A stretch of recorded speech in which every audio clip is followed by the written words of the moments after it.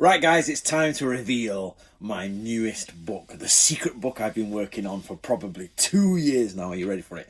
Drum roll, if I can find one. And it is The One Ring, the complete yet unofficial guide to the world of Tolkien. Yes, it's non-ninja, non-samurai, so I'm trying to branch out a bit. I'm going to try from now on do some Western stuff and some Eastern stuff. I'm going to try and get a Western East traditions going, because I love Western traditions as much as I love Eastern stuff. But let's start with Tolkien. And it was originally going to be done for the beginning of the Rings of Power, but the publishers are a bit like, not sure, should we not? So you might say, what have I done? Right, I like Tolkien. And basically, you can start at the beginning. You read the Silmarillion, and the first bit of the Silmarillion, you're like, oh my god, I'm going to fall asleep, I don't get it. Then you're like, where are the children of Húrin? Where's this story fit in? What about Beren and Luthien? Where do they fit in? You can be like, where does the Hobbit fit in relation to the pre-Lord of the Rings stuff, before that?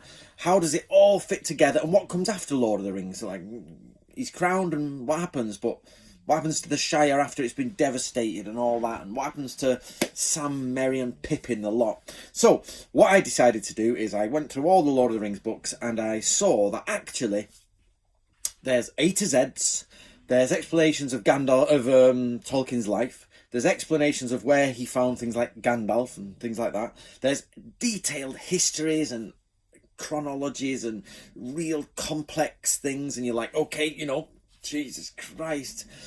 But you know what there isn't, which I decided to do, is there isn't just a straightforward, this is what Tolkien's story is. From beginning to end, this is what he says, in full chronological order, with the bits that, this actually happens because of this. So, for example, Gimli gets the 3 strands of hair. Yeah, he's in Lothlorien, and he's, the Lady of the Woods is like, what do you want as a gift? And he says, 3 strands of hair. And in the books, it's like, oh, because in ancient times, there was a really powerful elf who was like, I just want 1 piece of your hair. And she was like, no. And this was like the most powerful being there pretty much was, on the planet. She was like, no. And then Gimli's like, can I have? And she gives him 3 because he's polite and nice. So it's like wow, nobody really gets that in the films.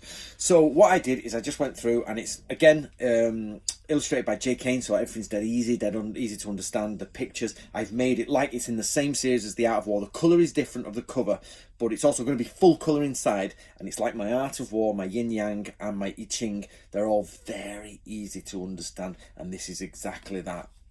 This is what happens here, this happens here, and this is why this is important, and why is everything on bloody May Day, you know what I mean, and all the way through New Year traditions and all this, and I've gone through sorting it all out so that the average reader can pick it up. I call it the taxi driver reader, can pick it up between fairs and go, oh, okay, right, Frodo's doing that, and Feanor's doing this, and Húrin's doing that, and Túrin's doing that, and you just like, oh, okay, just read it through, and then you've got an idea, and you can go away and watch pretty much anything you like and see anything I can understand it. So there you go, guys. My new book is The One Ring, and it's for pre-order now.